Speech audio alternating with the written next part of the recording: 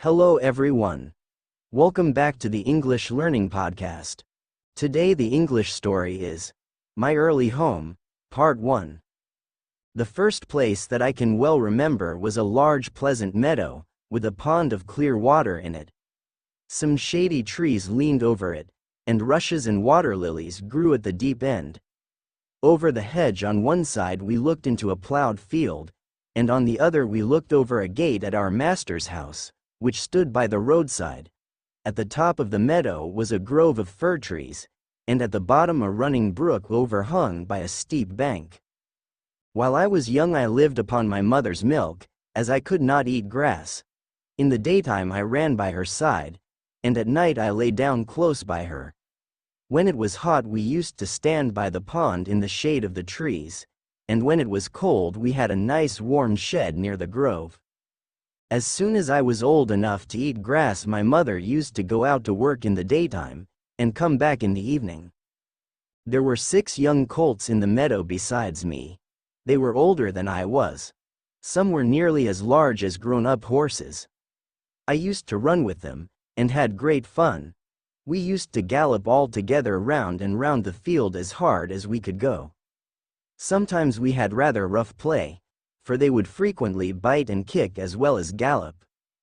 One day, when there was a good deal of kicking, my mother whinnied to me to come to her, and then she said, "I wish you to pay attention to what I am going to say to you.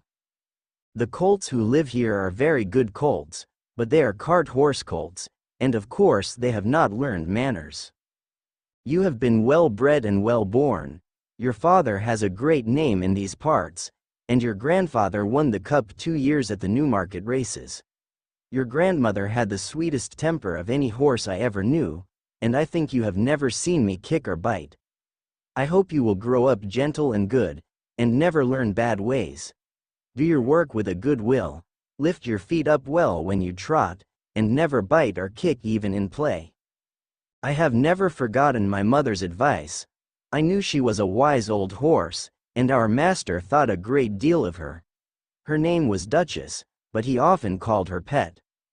Our master was a good, kind man.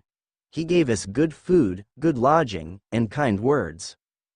He spoke as kindly to us as he did to his little children. We were all fond of him, and my mother loved him very much. When she saw him at the gate she would neigh with joy, and trot up to him.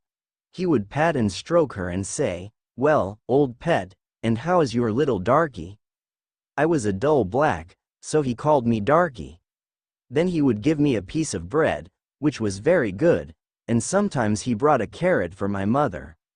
All the horses would come to him, but I think we were his favorites. My mother always took him to the town on a market day in a light gig.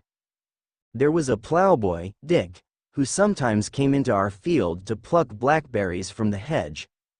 When he had eaten all he wanted he would have what he called fun with the colts, throwing stones and sticks at them to make them gallop. We did not much mind him, for we could gallop off. But sometimes a stone would hit and hurt us. One day he was at this game, and did not know that the master was in the next field, but he was there, watching what was going on. Over the hedge he jumped in a snap, and catching Dick by the arm, he gave him such a box on the ear as made him roar with the pain and surprise. As soon as we saw the master we trotted up nearer to see what went on.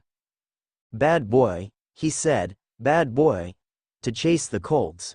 This is not the first time, nor the second, but it shall be the last. There, take your money and go home. I shall not want you on my farm again." So we never saw Dick any more. Old Daniel, the man who looked after the horses, was just as gentle as our master, so we were well off.